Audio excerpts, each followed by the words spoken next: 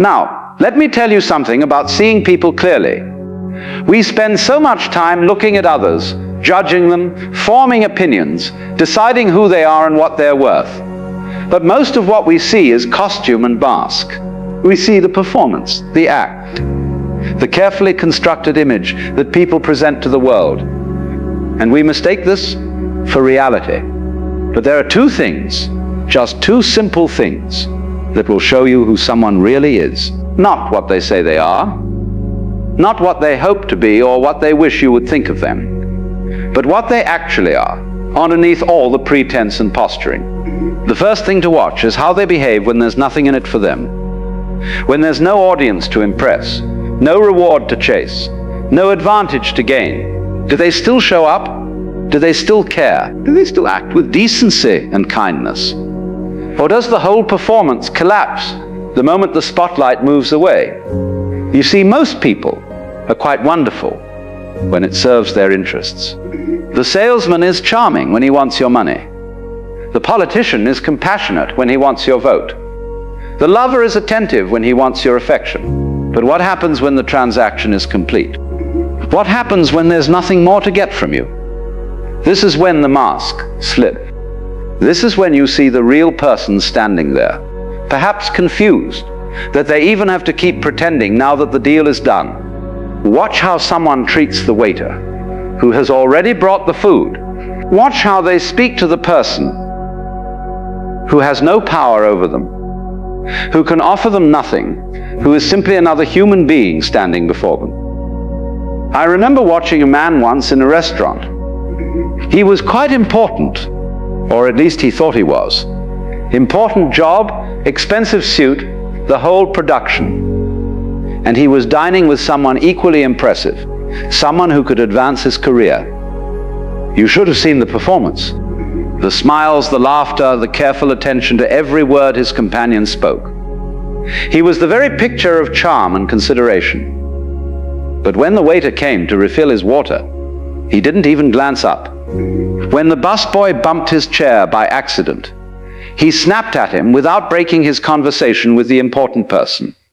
The young man who brought more bread to the table might as well have been invisible. And right there, in those tiny moments that he thought didn't matter, his true character revealed itself. Because you see, character is not what you do when people are watching. Character is what you do when no one important is looking. When there's no credit to claim, no reputation to protect, no game to win. That's when the truth comes out, like water finding its level. The second thing to watch, and this is equally important, is what amuses them, what makes them laugh.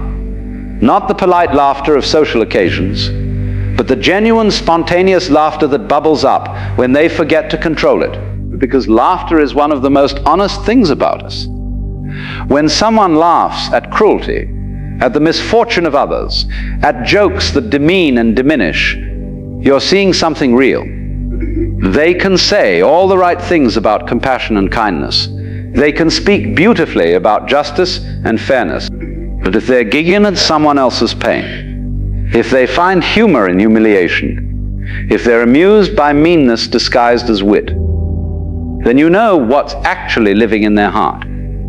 I once knew a woman who spoke constantly about her love of humanity, about her dedication to helping others, about her spiritual nature.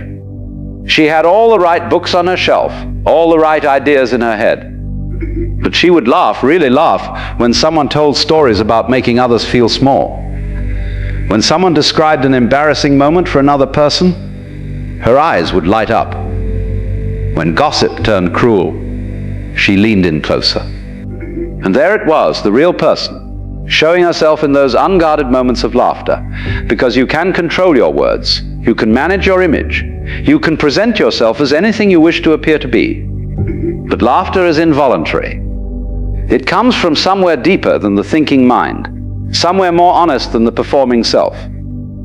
Show me what makes a person laugh, and I'll show you what they really value. Show me what they find funny, and I'll show you what they truly believe about the world and the people in it. The person who laughs with genuine joy at kindness, at absurdity, at the playful innocence of life, they're revealing something beautiful. The person who laughs at suffering, at weakness, at the struggles of others, they're revealing something else entirely. Now you might say this seems too simple. Surely understanding someone's character is more complex than watching two things. And yes, humans are complex creatures. We contain multitudes. We contradict ourselves. We're capable of both cruelty and compassion, sometimes in the same afternoon. But these two things, how people behave when there's nothing to gain, and what genuinely amuses them, these cut through all the complexity. They bypass the thinking mind, the strategic self, the image maker. They show you what happens when the controls are off, when the guard is down, when the person simply is, rather than tried to be. Think about it this way. Every person you meet is performing a role to some degree. They're playing the part of the successful professional, the devoted friend, the spiritual seeker, the sophisticated person, whatever identity they've constructed. And some of these performances are quite convincing. People can maintain them for years. But the performance requires effort. It requires attention. It requires the person to remember their lines and hit their marks. And there are moments, brief moments, when the effort relaxes, when they forget to act, when they simply react. Those moments when there's nothing to gain, that's when the effort drops. Why pretend for the waiter? Why be kind to the janitor? Why treat the homeless person with dignity? There's nothing in it for you. And so if the kindness was only ever a costume, it comes off. But if the kindness is real, if it comes from something deeper than strategy, then it continues. It flows naturally. Because it's not work to be kind. It's simply what you are. And those moments of laughter, those are equally unguarded. Laughter happens too quickly for the strategic mind to catch. It erupts before you can think about how it looks or what it says about you, and so it reveals what's actually there, underneath all the careful construction of image. I'm not talking about occasional slips. Everyone has bad days. Everyone has moments of impatience or thoughtlessness. What I'm pointing to is the pattern, the consistent way someone shows up when they think the moment doesn't count, the habitual response they have to other people's pain or joy. There was a teacher I knew once, years ago, who was famous for his wisdom and compassion. Students would travel great distances to learn from him. He spoke beautifully about love and understanding and the interconnectedness of all beings. And for a long time I was quite impressed by him. But then I started to notice small things. The way he would ignore the people who cooked his meals and cleaned his rooms.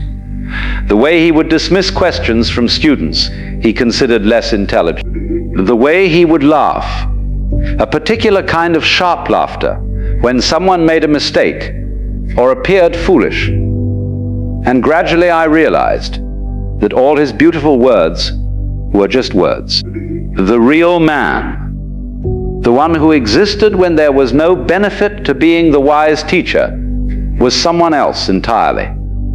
Someone impatient with anyone who couldn't serve his image. Someone who found amusement in the stumbling of others. The contrast between his performance and his reality was so stark that it became almost comical. Here was a man teaching about compassion, while treating the people right in front of him with casual indifference. Here was a man speaking about the illusion of the ego, while carefully maintaining his own image as the enlightened master. And the saddest part was not his hypocrisy, though that was sad enough. The saddest part was that he seemed to genuinely believe his own performance. He thought the role he was playing was who he actually was. This is what happens when we don't pay attention to these two things. We get lost in the story people tell about themselves. We believe the performance. We confuse the actor with the role, and then we're surprised when the person we thought we knew turns out to be someone entirely different. But if you watch how someone behaves when there's nothing in it for them, you won't be surprised. You'll see clearly. You'll know who you're dealing with. And if you notice what genuinely amuses them, what makes them laugh when they forget to control it, you'll understand what's actually living in their heart. Now here's something interesting. Once you start paying attention to these two things, you'll also start noticing them in yourself. You'll catch yourself being short with someone who can't advance your interests. You'll notice yourself laughing at something cruel or mean-spirited. And in those moments, you'll see your own character revealing itself. This is actually good news because you can't change what you don't see. As long as you're identified with your own performance, as long as you believe your carefully constructed image is who you really are, you're stuck. But when you start to see the gap between the role and the reality, between who you pretend to be and who you actually are, then something can shift. You might discover that you're kinder than you thought in some ways and less kind than you believed in others. You might find that what amuses you says something about your values that you hadn't quite admitted to yourself. This seeing, this honest looking at yourself without the filter of self-justification, is the beginning of real change.